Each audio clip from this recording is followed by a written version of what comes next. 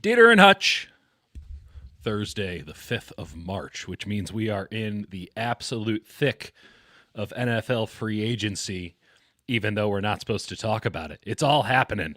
It's happening left, right, and center, Jake. And I don't know. Are you excited about it? You're deep in the draft hole. Like Yeah, I came out of it and I went, oh, there's free agency. And then I look and people were like just talking about Max Crosby. And I'm like, what? Okay. So I've missed nothing. Least no one's serious about this. That's fair.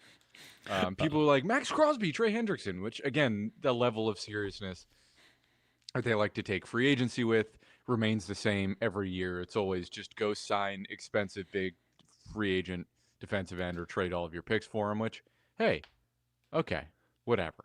Are you referencing that the Niners would only like the Niners or just general fandom being the Niners? Yeah. It's just I don't see it. And I really don't expect it to happen. To break down why I don't see it, to be clear, like I don't think that they can put together enticing enough package to beat out a lot of other teams. Also, why would they? Why would they put up 2 draft picks when like 2 first-round picks when they need as many young players as they can, and they have paid Nick Bosa $1 million? Luis, just go get that first-round pick for Mac Jones. Can I just say, crickets? Hold on, let me make sure I don't have any clear. Let me clear off some notifications before I make my very strong point. There's crickets on the old Dieter here. We need a soundboard. We need a soundboard that's just literal crickets. We would fully commit to our futures as mid-market DJs. One day we shall get a soundboard. I mean, I can literally put it together. I think actually we do have one bit of sound that I can play. Oh God. So we do have a soundboard. It's only Tim Allen grunts, which is the best kind of soundboard if we're being honest. No, I haven't heard. And everyone was so frothy, which is the word of the year for 2026 for Dieter Kurtenbach, about Mac Jones. Anyone want to tell me who wants this guy? Anyone except the Niners? Because I haven't heard it yet. Still haven't heard it. We're months into this whole charade of Mac Jones is getting traded for a second-round pick. Y'all are just making it up now because every NFL team knows what they're trying to do and their second plan and their third plan at quarterback, and Mac Jones doesn't seem to be on anybody's list except for that emergency option, and even then, probably not. It doesn't seem like it's happening. It does not seem like it's happening at all.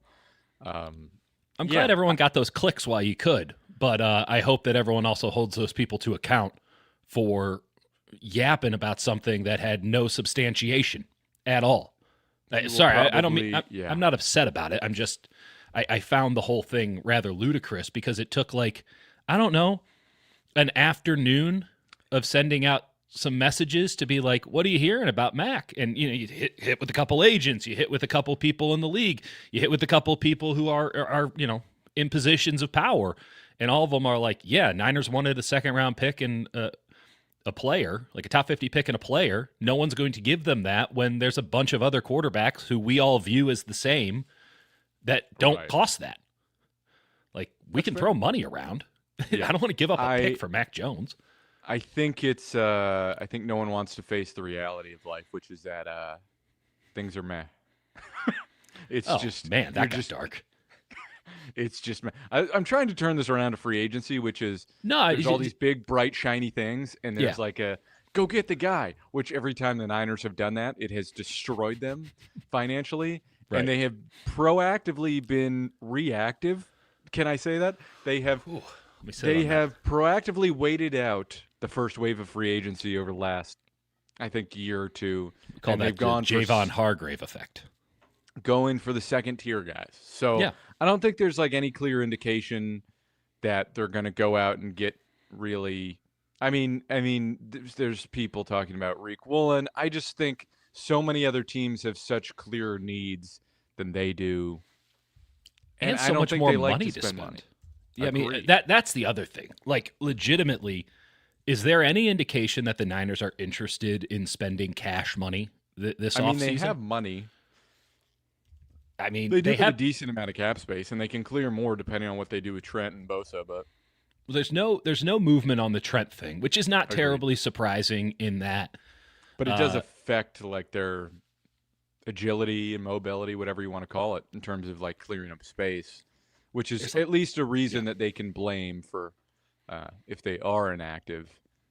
Yeah, as and the they'll clear. yeah, sorry, as the Niners as it stands now, and of course there's always movement here. They have 37 million in cap space, effectively 33. This is per OTC. They have 63 guys on the roster, right? So there's something there. The Chargers have like 100 million. The Titans have like 100 million. The Raiders have 88 million.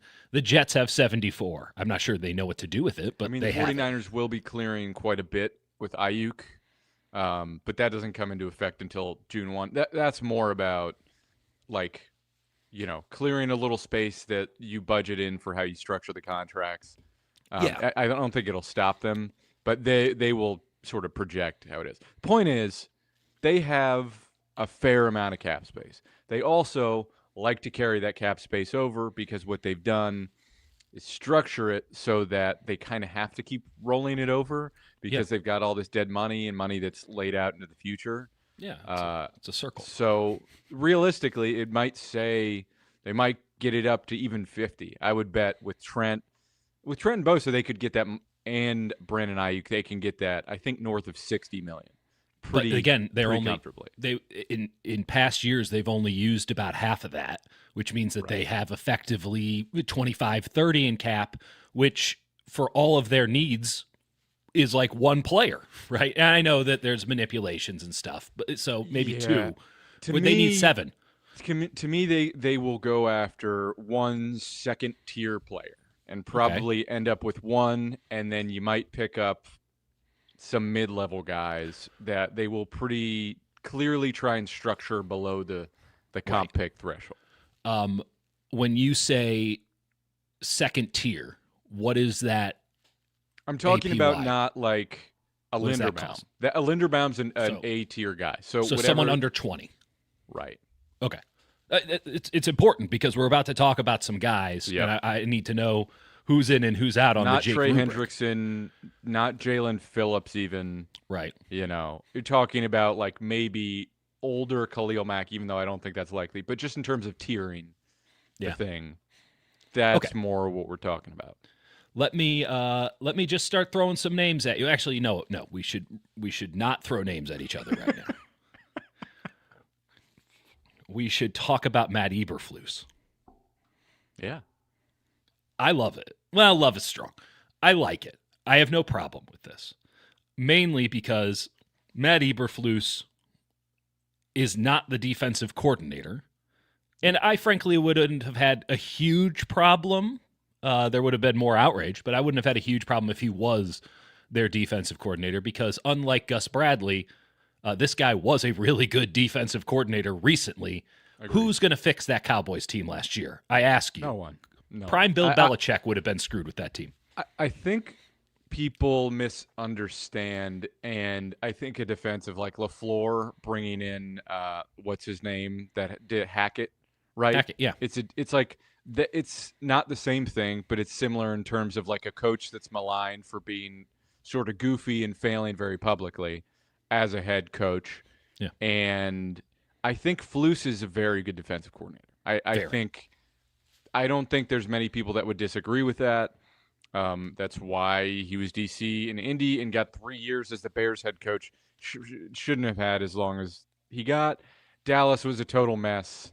I wouldn't want anything to do with that. This is a perfect role of just, hey, general ideas.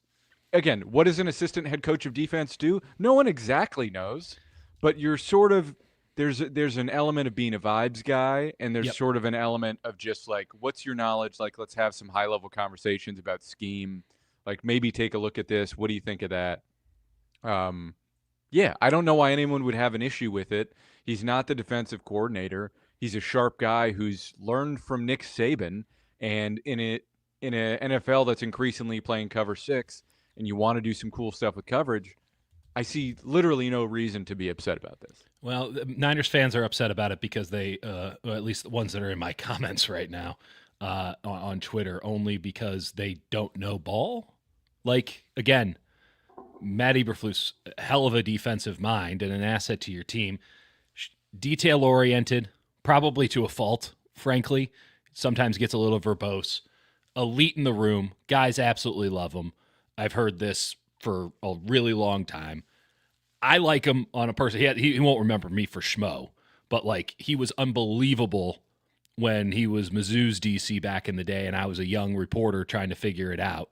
So, like, he was great. He was great in that environment. Again, who would have saved the Cowboys last year? Not a soul. And what did Gus Bradley do? He was the communicator of a lot of stuff. And maybe Gus Bradley was more of a... I don't actually know what Gus Bradley's specialty was. But, right, like an assistant coach like this, they usually have a specialty. They had him do red zone stuff. Yeah, and to be fair, it was better. I mean, it's easier to be bend but don't break defense if you don't have as much room to bend, but fair enough. They did have wild success in the red zone, though when you watch it, a lot of it is just like, what the hell was this other team doing? This guy, I will say, is going to get the most out of linebackers. He is an unbelievable linebackers coach, and the Niners don't need that for 54, but everybody else, they absolutely do need it.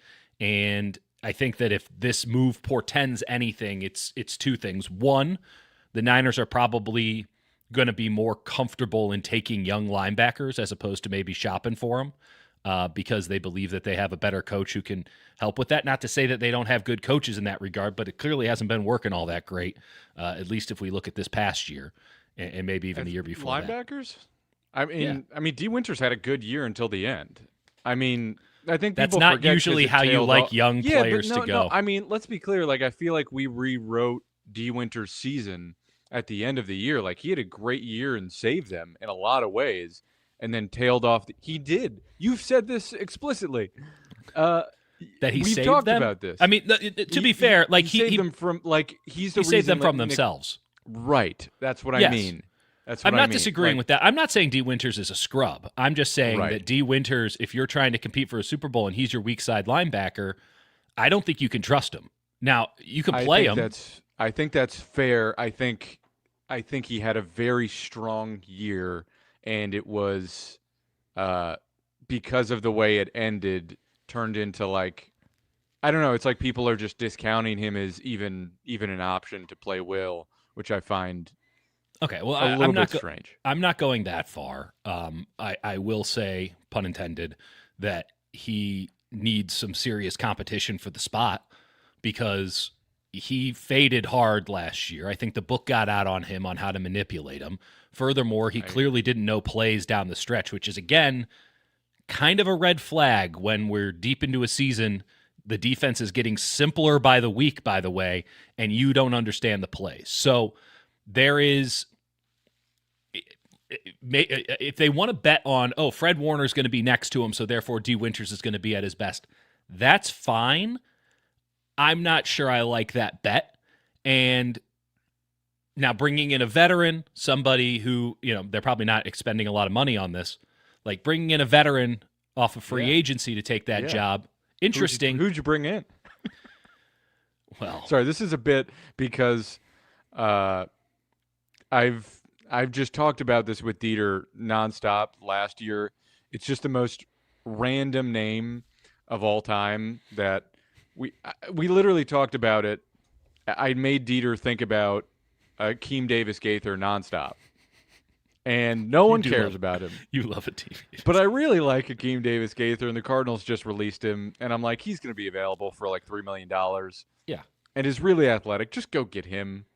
And then whatever. Can't argue with it. I can't argue with it. But again, folks in the comments saying like, just play Eric Kendricks at will. Like the fact that Eric Kendricks came in and was immediately given the weak side linebacker job over D. Winters, they're like, we can't live like this anymore. And again, I know Fred's not there, but the fact that they were so willing down the stretch to play anybody else but him, and I know there was some injury stuff, really kind of damning. And let's not forget the genesis of how he got that job in the first place, which was we want anybody but D. Winters. And then D. Winters was the only one who actually showed up. And a credit to him. I'm not saying cut him. I'm not saying get rid of him. I'm just saying I don't love the trajectory of this defense to what it could be if that's your only option at weak side linebacker. Like, he didn't do enough to solidify that job, in my opinion. I think that's fair. I think that's fair. I think going in and being like, we don't need to consider other options would be foolish.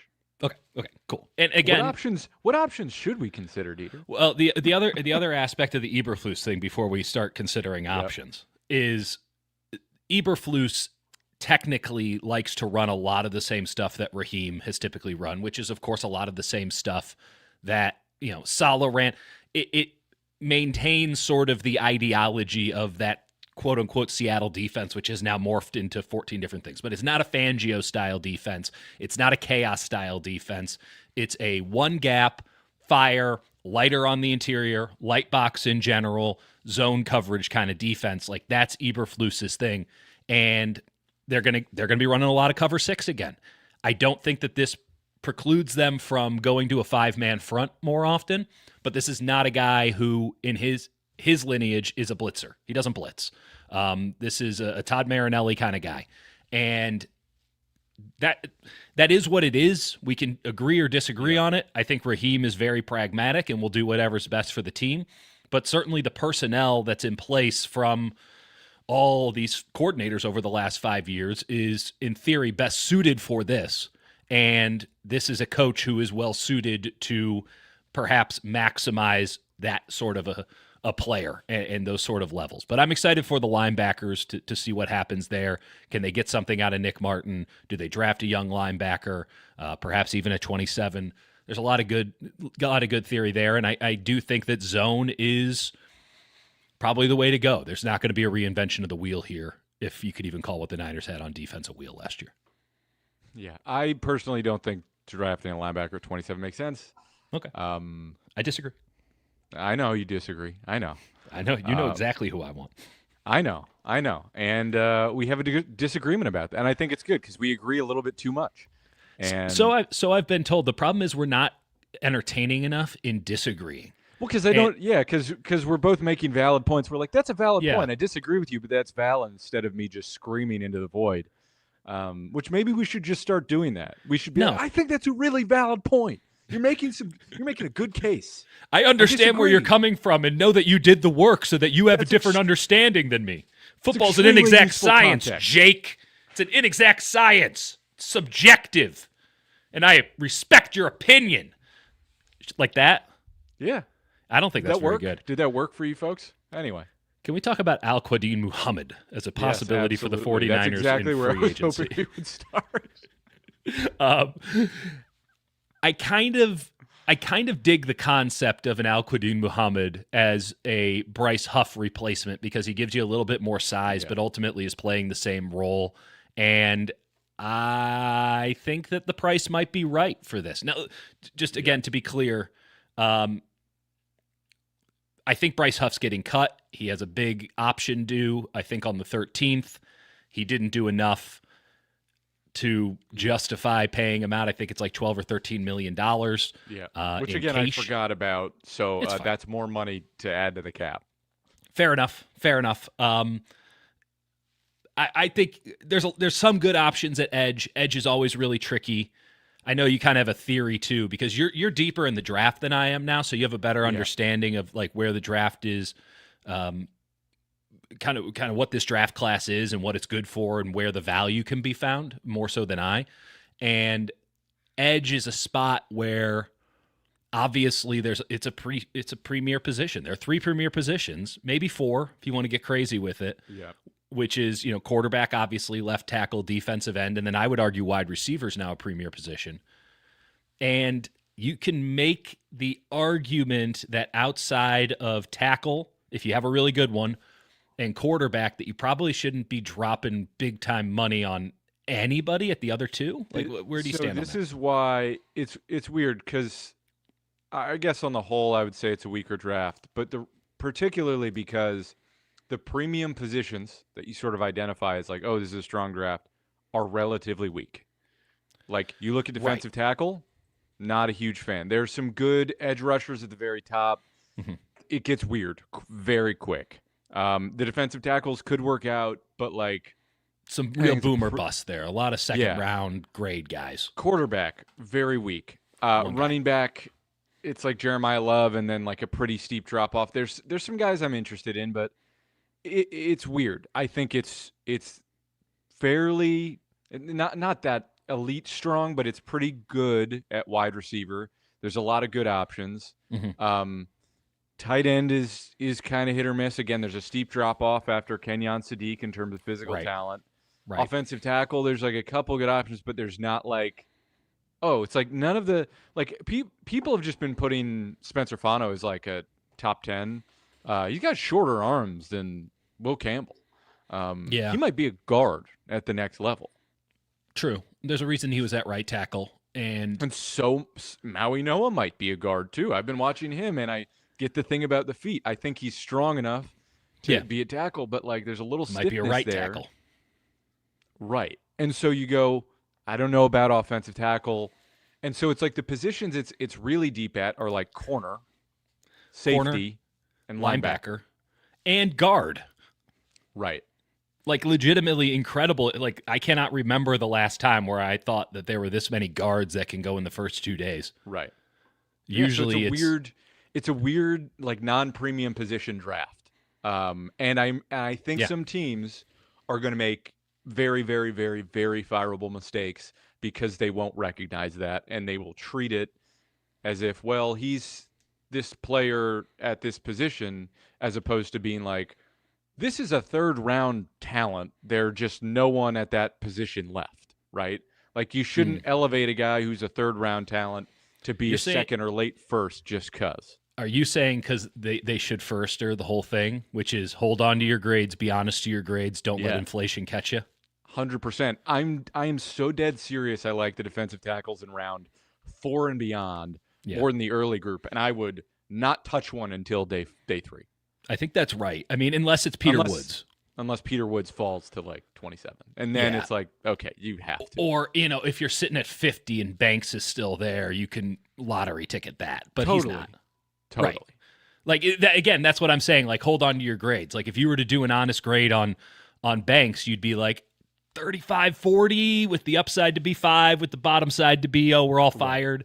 Like, right there. And so then if you're drafting at 40 or something, now you can take, like, that's an honest grade. You're getting excess value to what you graded him against.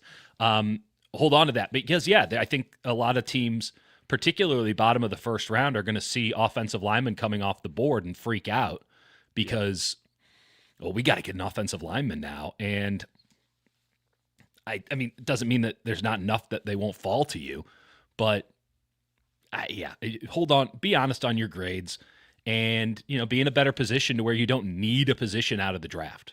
And to do that, you need to spend a little bit in free agency if you're the 49ers. Get some mediocre players to plug some gaps. Right. Get yourself a middle class. Okay. Al-Quadin Muhammad again. I just like him. He's, he had 11 and a half sacks. He's not going to play the run. You just pin his ears back, let him eat, but he's got a little bit more weight so that if he gets stuck on the field, you're not like totally freaking out.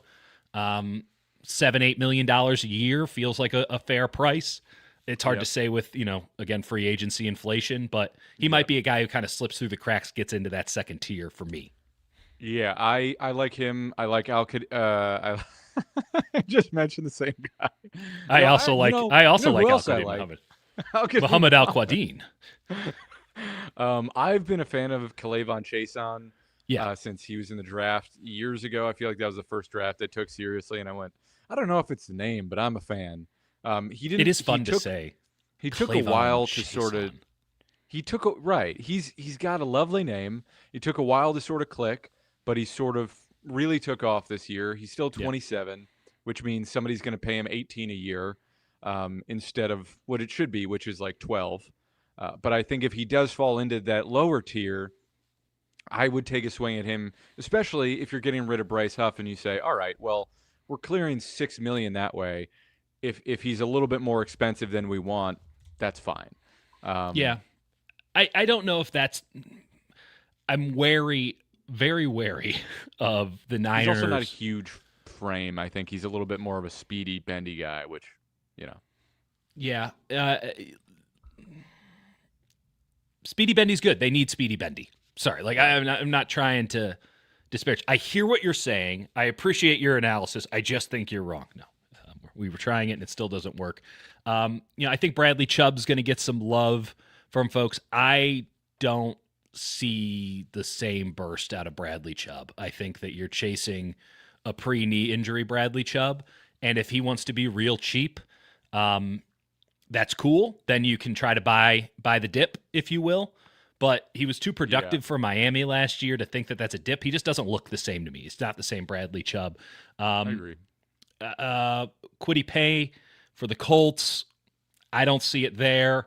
Okay, here we go. Here's my mispronunciation of the show. The first of what will likely be many. Odafe Owe was good. Awesome for the Chargers, and he's going to be too expensive. Way too expensive. He's going to get like $25 million a year, and the Chargers might give it to him because again, who has the most cap space? Those Los Angeles Chargers. Edge is just a really tricky one. The other aspect of the edge, is Mikel is coming back, and as is Bosa, and I don't think that you can make the sort of fiscal commitment to another end unless it's a Max Crosby, unless it's like clear cut. Maybe this is just too much politics, or maybe this is just trying to save face. I firmly believe that Mikel is going to be a great player and fits any sort of scheme that you want, especially a scheme with Raheem Morris, maybe even more so than one with Robert Saleh. And I'm just of the mindset that you can't bring in somebody who would take snaps away from him, even coming off of this injury, which throws a lot of stuff into question. I'm still all in on. As am I. I loved what I saw. There's a lot of room to grow. The injury rehab will tell a lot. But again, so young, was always going to need a little bit of work. Maybe we underestimated how much work he'd need as a pass rusher. Wish he got that in the second half of the year, but also also needed rest, as Kyle Shanahan explicitly stated. So if he comes back healthy, it's fantastic. Edge, I find the most difficult position to evaluate for the 49ers because you could make a wide range of arguments. I don't think going for a top-tier defensive end makes a lot of sense for this team, and I don't necessarily love what the draft has to offer at that position. There's a lot of weirdness there. I haven't really fallen in love with a lot of guys. So let's go to somebody that we both know. It's so obvious. It's so clear cut. It's such a great scheme fit. It's almost annoying that we have to bring it up, but you and I, we both agree. Like John Franklin Myers is so obvious it can't happen, right? Like there's no way something this beautiful could come to life. Yeah, but it's almost like he doesn't. I don't know what he's going to cost. You could say he could be $15 million. Someone could pay him $25 million. Someone could pay him $12 million. Truly, the range of outcomes is so strange. He'll probably take the most of those options. I suppose he would. I think he's just a really good player. I think Jonathan Allen coming available is interesting. Yeah, very much so. Very much fits the mold. I would not be shocked, especially with Kwesi back in the building. Hey, now. By the way, they love to be like, hey, remember that guy I like? Come on. Yeah, I'm sure Adam. I think Peters they've also always been fans of Jonathan Allen, as have I. He's a good player. He's 31, and he might be on the cheaper side, especially after the cut. So he might make more sense. But I think John Franklin Myers is a guy that does everything at a really good level. He's not going to dominate, I think, in any aspect, but just sort of do everything well. And I really think, and he's got great size at the position. You can move him around a little bit. Yeah. He's just an easy yes. I think the price will be tricky. John Franklin Myers is my equivalent for those who don't watch the Denver Broncos. And it's like, what if Kalia Davis was good? That's John Franklin Myers. Legitimately, he's just good. He's just good at it. He's young enough that you're not concerned about, the long-term ramifications. What? Sorry, I opened Twitter and Luca Evans, who covers the Broncos, goes, I've talked with several agents on John Franklin Myers Market, who are all over the map. One said 12 to 14, one said 16 to 18, one said There you 20 go. to 22. As I just said before reading Yeah, that tweet. that's fantastic. That's Oh, extremely funny. it is. It's also that's also the Tyler Algier range of it could be literally any Could amount be of money. $2, or Right. it could be everything you own. Who knows? League minimum or now the highest paid player in all of football. I have no idea. And he should take the highest paid player option. Okay, what are some other names that you like in free agency? Not necessarily that the Niners are going to get, but like guys that you like, and then let's talk about them in a Niners context. Sure. I mean, a name that is interesting. I mean, guard is really weird. Let's go to Right. guard for a sec, because it's a lot of guys who are veterans who Olds. you're Clankers. like, do we pay Isaac Seumalo $15 million a year? They won't ever do that. And No. they really don't pay guards. They just explicitly don't. No. But like, how much does like a Joel Bitonio cost? I think Elijah Vera Tucker's a really interesting name who's had brutal injury history, but like when healthy's got such massive upside. He's awesome. Get him near the substation. Yeah. That will fix it.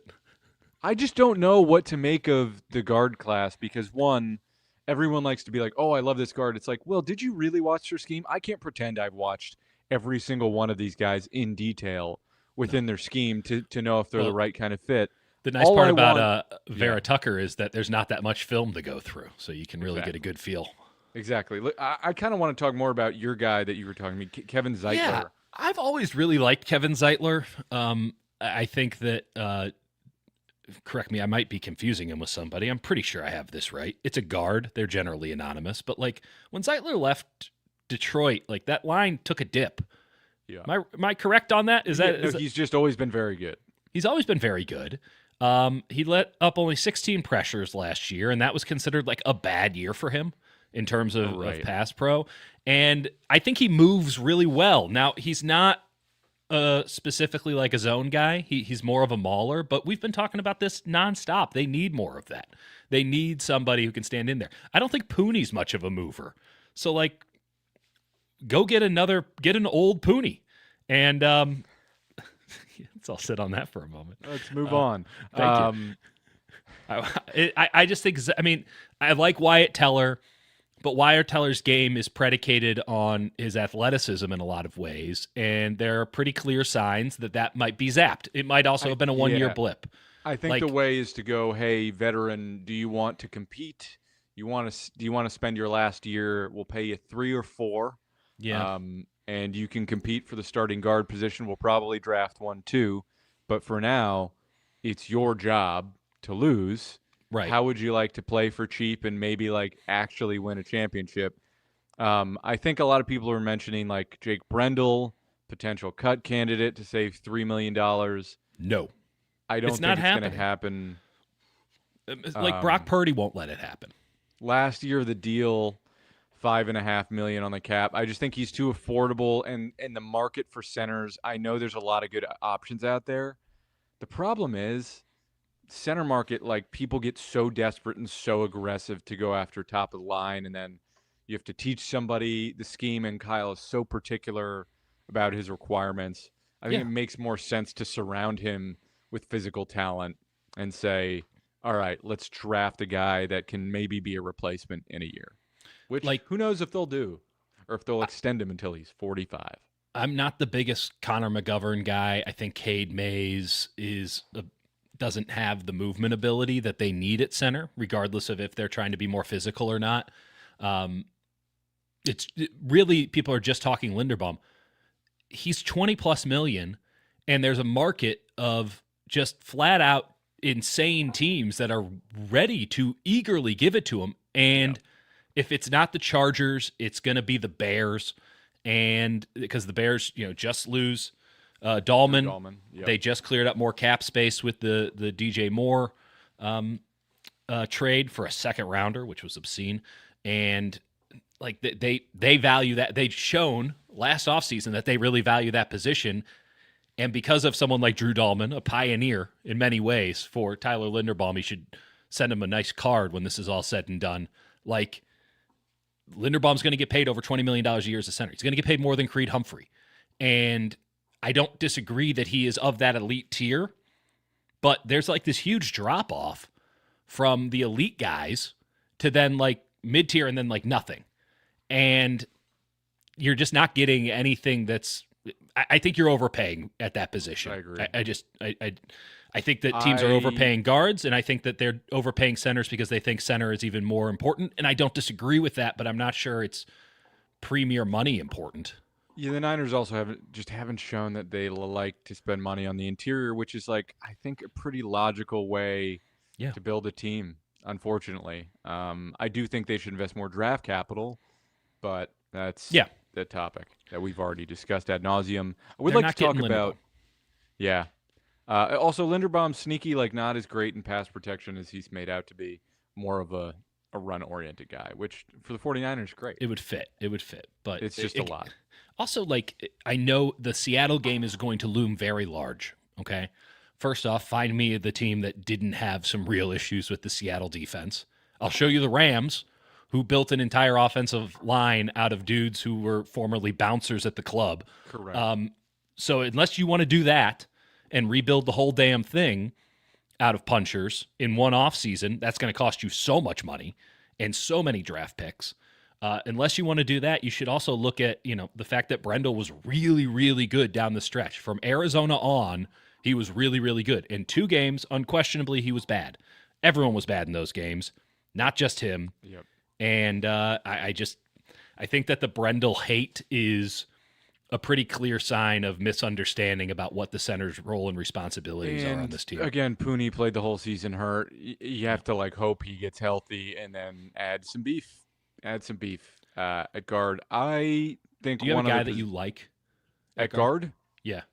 There's a lot of guys I like at guard. It's just I don't know. I have no idea what to value these guards at. It's so strange. The market's so weird. I don't know what they're going to cost. Like you could talk me into most of them. Yeah. I just don't know about the price. So it's hard for me to say. Like Elijah Vera Tucker's very interesting. Mm-hmm. David Edwards, very good player. It does sound like him and McGovern are like a packaged pair. Yeah. People are talking like they're going to go together. And it's like, I love that.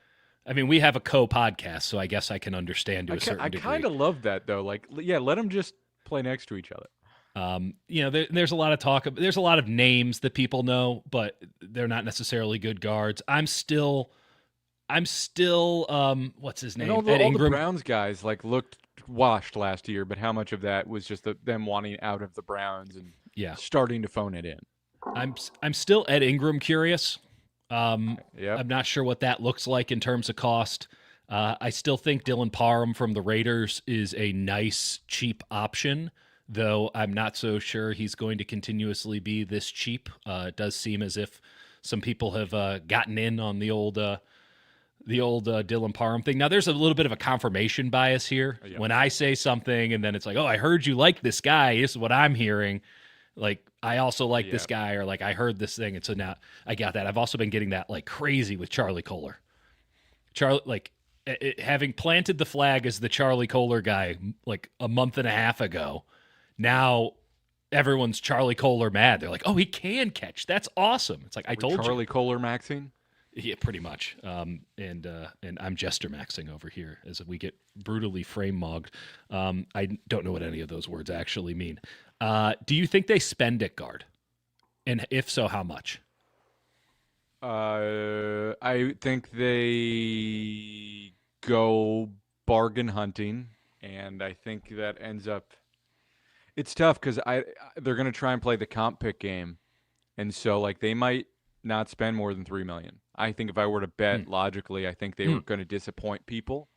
But I also think there's a world in which they sign somebody who's really more like an 80-year player, and they say, all right, we're going to work it in a weird way to benefit the comp pick formula. It's going to be a 2-year with a void year at the end of it. And so it'll come in, and it's basically 6 a year, but it comes in lower than that. I think they'd be willing to spend 5 or 6, but what does that get you compared to a bargain deal? I'm not sure. I really don't know how to value the guard market. It might get you Kevin Zeitler.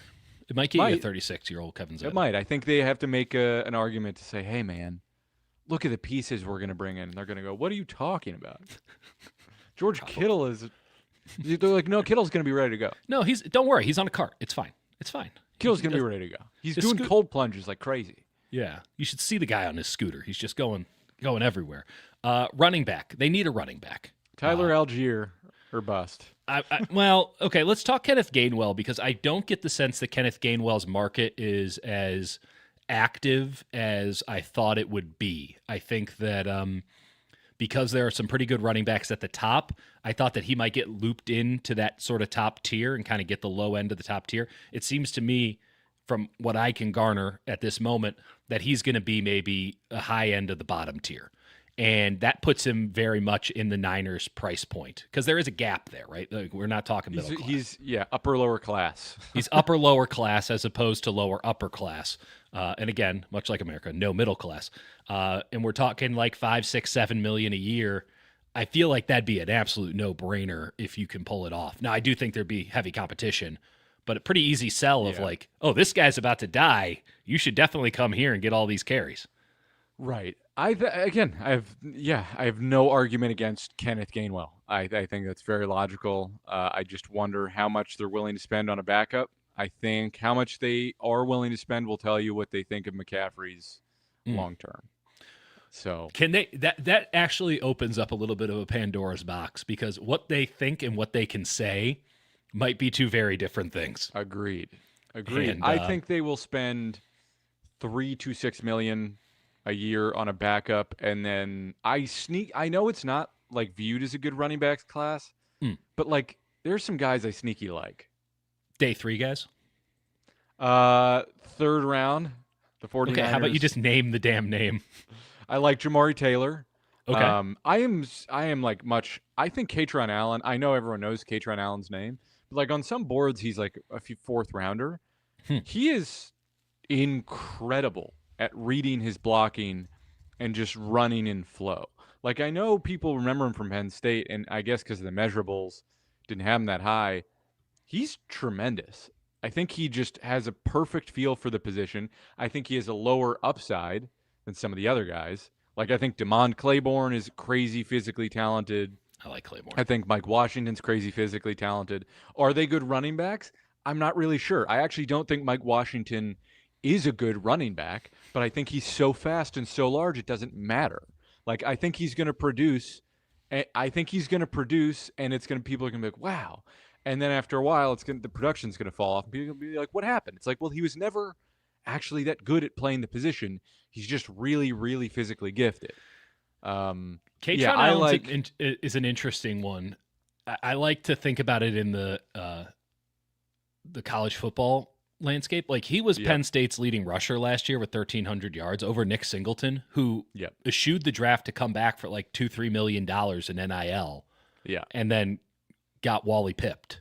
And now there's some injuries and stuff, but like, Katron Allen was unquestionably better for a team that deserved no attention down the stretch.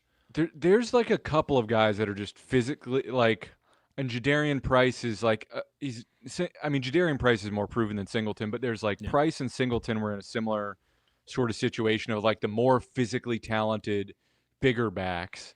And then like there's just all these like big talented backs that you're like, which one is Isaac Correndo and which one is like a breakout? That's the million, $5 million, $7 million question. I think that if you can, you go get Gainwell. Again, all of this operating under the premise that the Niners are interested in spending money to improve their football team. I think you try to go get Gainwell, and if he actually prices himself out, then you try to get Tyler Algier. And if he prices himself out of that range, I don't know where you go from there. Maybe a Rashad White. Like, Rashad White is interesting. Sean Tucker. He might get more money because he's younger. Gotta get a Bucks backup running back. Yeah, because if there's one thing you saw about the Tampa Bay Buccaneers last year, it's like, ooh, let me get some of that running game. I would. I'd find one, but like, it's not going to be Walker, it's not going to be Etienne, it's not going to be Dowdle. So Gainwell is kind of ideal. I think Algier is very, very close to that, and after that, you're just rolling the dice in the draft and hope you like somebody, and you're going with Jordan James. Stephon Diggs is available. Nope. Not even as an X receiver? Nope. They need an X receiver. Not touching that. Why? Not going anywhere near that situation. Why? Because he has multiple baby mamas and what? Because of the assault charges and off all the field issues. I have no interest. He's always had those, and yet he still produces. We'll see. I don't have interest in that. He is not in a great situation off the field right now. I would not touch it. Okay. Well, I don't know the ins and outs of that. I thought they were cutting him for strictly salary cap purposes. I mean, that's what they're going to say. Well, that's what Well, I didn't dig any deeper, Jake. I was just trying to figure out if he can. Well, I'm digs any deep. Thank you. Yeah, let's all take a moment. I was just thinking like X receiver's a big deal, right? And we talked a lot about Alec Pierce and Romeo Doubs.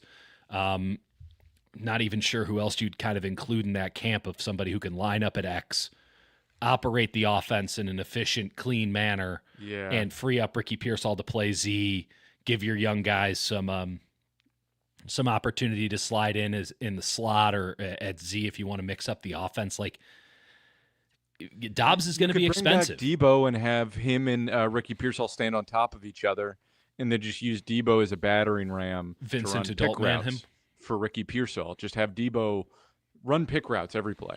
Let me check the rule book and see if that's allowed. I'm pretty sure that that's an illegal formation if your what legs if are not it's like a tush push thing and Ricky is using like a sled? Maybe not. So we can come back to that. You get Ricky's legs, but Debo's upper body. Is there? I don't know what they're working on. Could you cut them in half and just get them flipped? Just an idea. We just go full Cronenberg. Yeah, maybe. Kind of. Okay. You don't want I don't Diggs. know. Who's a wide receiver? Who's a wide receiver you do like? Who's not the two guys that we've constantly talked about? I mean, Rashid Shaheed is interesting. He's a Z. Yeah, but he has played outside at times. I don't think of him as a true X, but I think he has some of that capability. And maybe it's just the offense evolves where, like, I don't know. No, Kyle has talked about the need for an X. You have to have an X. They evolve. Yeah. They don't have somebody who can keep safeties honest as they run their underneath routes. Pearsall can do that. It's just you can't rely on him to every single snap. Yeah, and he's not a big enough body to where you think that that's like a viable option. I think Mike Evans is going to be too expensive for what he is. I mean, he had 31% of snaps last year. Yeah. Diami Brown sucks. Sorry, it's not a great option. There's not. I think you go cheap. You bring in what's his name? Maybe from the Steelers. Adam Thielen? No. Scott Miller? Marquez Valdez-Scantling? Nope. Incorrect. Calvin Austin. Yeah, there you go. That's the one. How about it? Yeah, well, Calvin Austin, and you draft a wide receiver in one of the first 3 rounds. To be fair on Calvin Austin, he was part of the trade package from the Steelers to the 49ers for Brandon Ayuk. It was him, I can't remember the name of the guard, and a 3rd-round pick. So, we have some folks in here. Well, let's just throw it up here specifically. Sorry, Caden. I have to shame you publicly. DeAndre Hopkins. Washed. Sorry. Nice guy. Hell of a player. Hell of a career. Could not be more washed. Dude has been on a spin cycle for the last 18 months. Yep. Is absolutely James wrung Daniels out. Was the guard, I think. In retrospect, not a great deal. I still think Olamide Zaccheaus is in play here. I think he's a perfect cheap addition who just like kind of does what you ask of him. You're like, hey, do you need a 4th wide receiver? Yep. I can do it for you. Yeah. You've never seen a 4th wide receiver quite like Olamide Zaccheaus. And I think you spend a first 3-round pick on a wide receiver.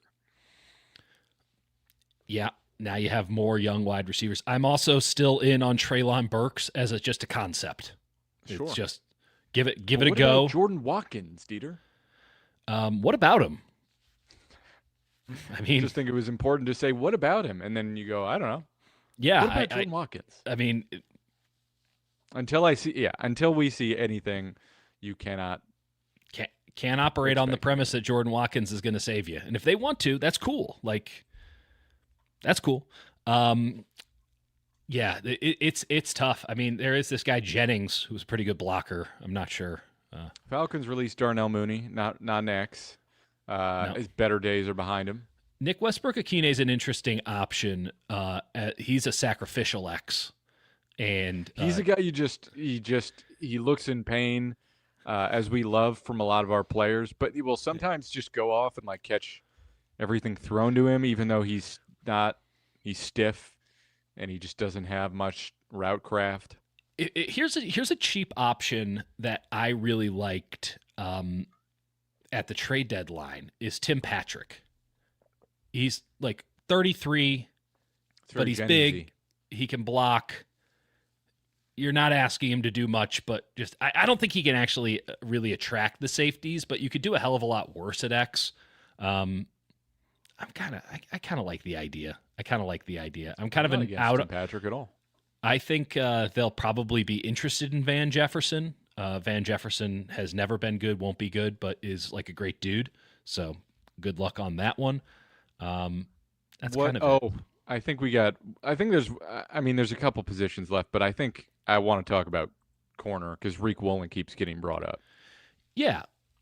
Reek Woolen's obviously a fit, but I'm not sure why the Niners would be terribly interested in bringing in a guy who gave them a game last season. He makes a lot of boneheaded mistakes. He's physically talented, but there's a lot like, okay, if you're going to move off Renardo Green, I don't think is happening. I don't know. There was an ESPN article that said there's 80% chance he gets dealt this offseason.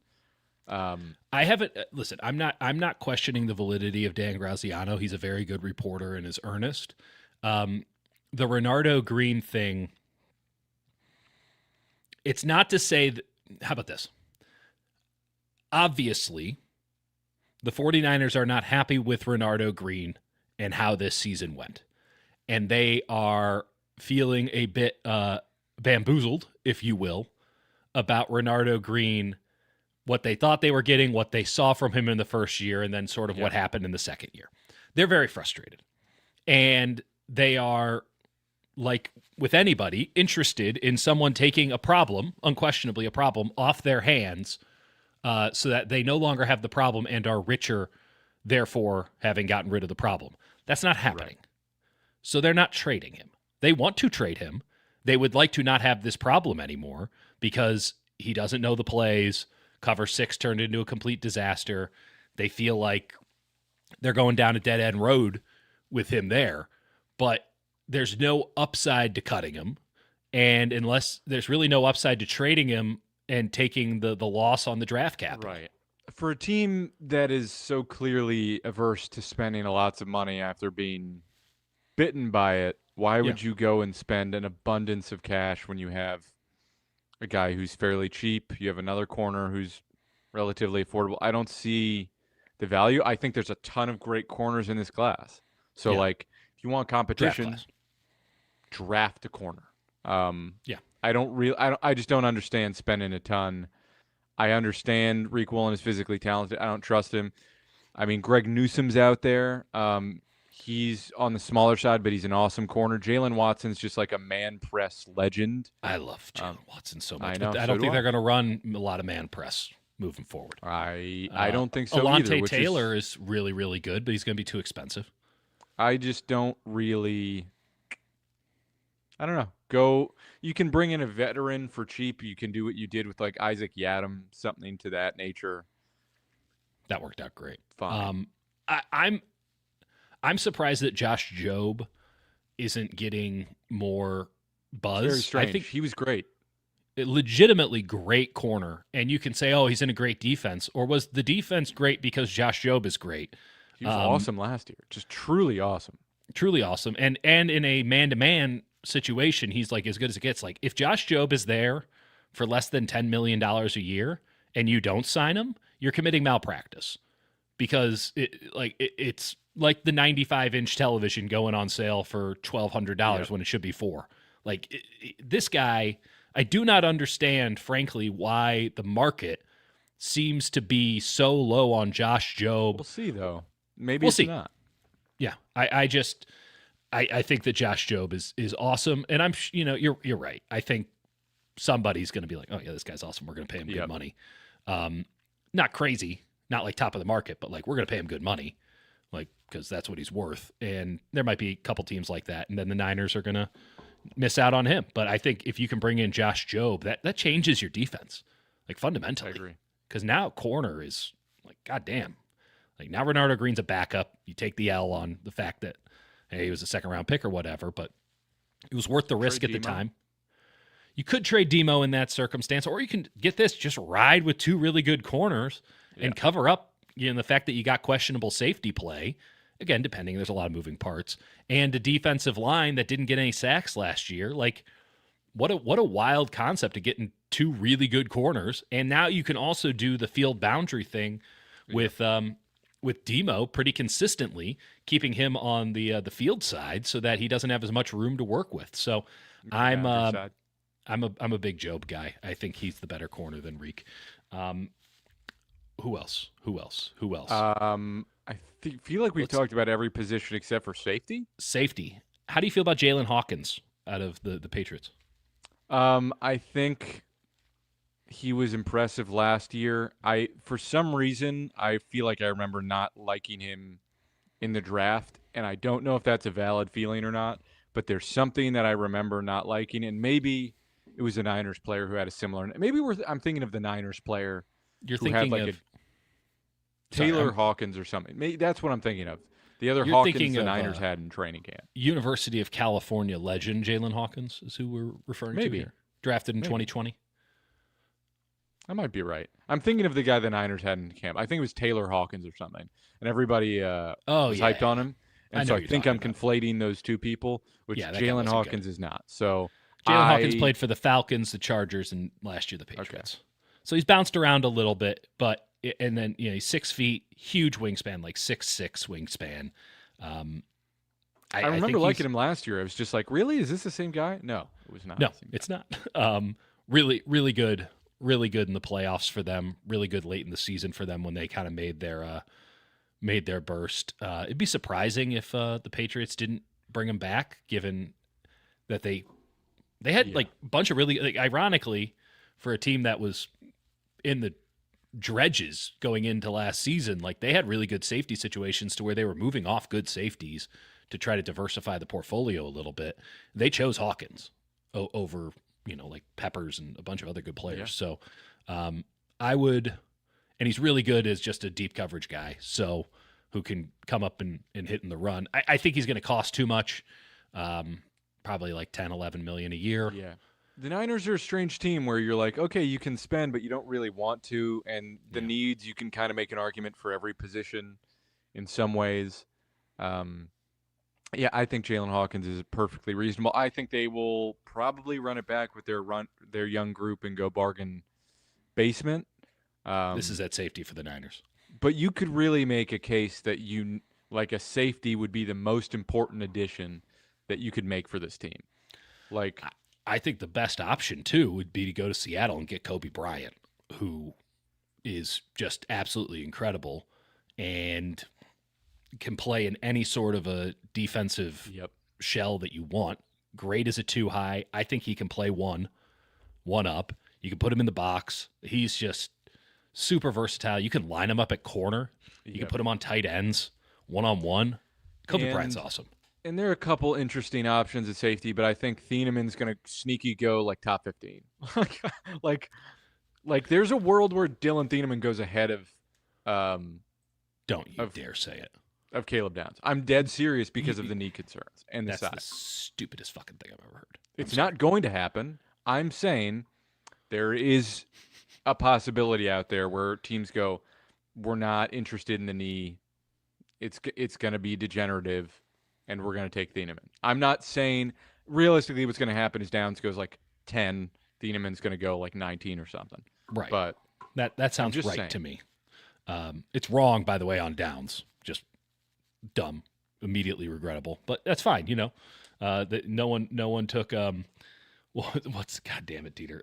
What's the incredible safety for the Chargers name? played at Florida State. Number 3. Yeah, I know. Every time we do this, I just immediately forget. Jesus Christ. Why does this happen every show? Derwin James. Okay, sorry. I had it, and then I lost it, and then I had it. Yeah, Derwin James wasn't taken. When was Derwin James taken? I'm just killing it right now.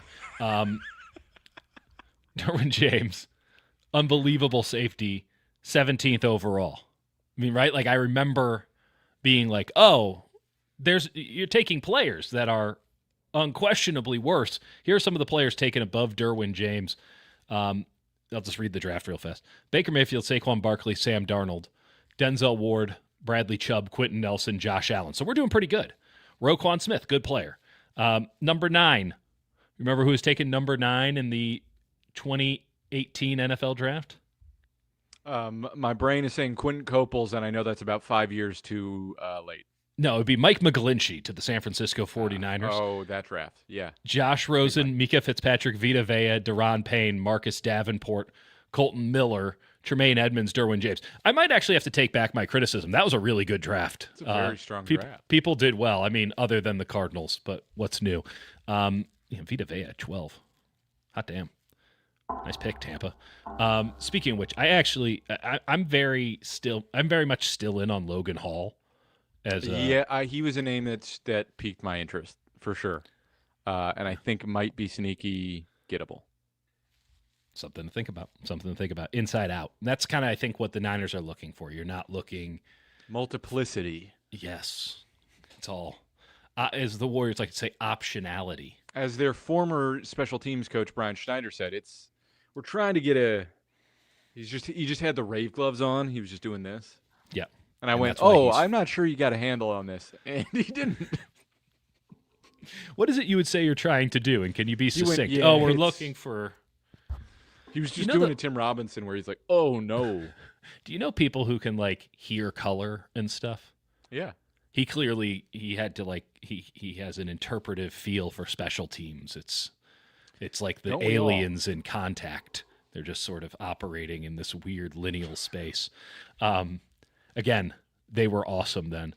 I know. Any other free agents that need to be discussed? I was going to ask you the same question. I don't have any other guys. No, we went through a lot. We mentioned a lot of dudes. The SEO on this is going to be off the charts, so let's do some questions. Why don't we? Thoughts on Stowers, only combine hype? Jake? Interesting. I've been meaning to rewatch Stowers. I watched him early on in the process, and he's a little lean for me. I don't think he's like a strong blocker. But, man, he can make some plays. And it's really hard to ignore how athletic he is. And I didn't need any of the testing to tell me, like, how well he moved. Strong hands. Was, like, just Pavi is, like a hospital ball. Like, yeah. And just throwing him into traffic. He's tough to ignore. I think... Again, a little concern about the blocking ability. Is he a true inline guy? Probably not. But not many of these guys are true inline blockers. Like there's a case that Sadiq is a little too small to be an inline guy. And I think I half agree, half disagree. I think he's physical enough that he can figure it out. But the arm length is an issue. I think Stowers is a really interesting option. He's, I think, probably a second rounder. And I think that feels aggressive. It is aggressive, but like in this tight end class, I think it makes a lot of sense. There's like Michael Trigg and Stowers and Max Clare, and of those guys, I think Stowers is really proven as an athlete. So I wouldn't be shocked if he goes round 2. 2 words on Stowers: Mike Gesicki. They are the same. Disagree. Gesicki was a freak. Yeah, but he was much longer, I think. Gesicki was 6'5", 247 with an 82-inch wingspan. I mean, what did Stowers come in at? By the way, 96% shuttle, 60-yard shuttle, 95% 20-yard shuttle, 98% three-cone, 97% broad jump, 98% vertical, 92 40-yard, 81 hand size, 88 arm length, 91 wingspan, 78 height, 26 weight. Like, how is that not Eli Stowers? Stowers, I think, is smaller. He is. He's about 10 pounds lighter and an inch or two shorter, but can't block, can catch anything. That's Mike Gesicki, no? I mean, I think Gesicki is. I don't know. I think the league has changed a little bit, and Gesicki is so much leaner. It's a little bit different. I think Stowers is stronger in his base. I don't. I get it. I get like where you're coming from on it, but I think they're different molds. I think Stowers moves in and out of space a little bit better. I think Gesicki was he's just a big wide receiver, really. I think Stowers has some functional move tight end ability that Gesicki doesn't. But yeah, I understand where you're coming from on that. I mean, Stowers can make the argument he's more athletic. I mean, he would vertical on Gesicki was 41, Stowers was 45, broad jump was 11. About the same for. I think their styles are different. I just okay. I don't see the same physical comp. He definitely. Let me put it to you this way: like the big thing in the NFL right now is the blocking Y tight end. Right, this is the thing that everyone's looking for, and in a way, Kyle Shanahan and Brian Fleury were innovators in the space because they thought, hey, we need one of those guys. They just got the wrong one. Yep. Back-to-back years. Because now everyone's looking at what McVay's doing and saying, oh, we need a Cody Parkinson, and which you do. You always need one of those. And I just don't get. Yeah, there you go. I'm just going to start saying the number and the team instead of names. You try to keep all this shit in your head. I couldn't remember Derwin James, so neither could I. That's why the only reason that you were on the spot is because I was asking you, sir. I think it's because you looked at me and I just got caught up in your eyes, and I went, oh. Yeah, don't we all?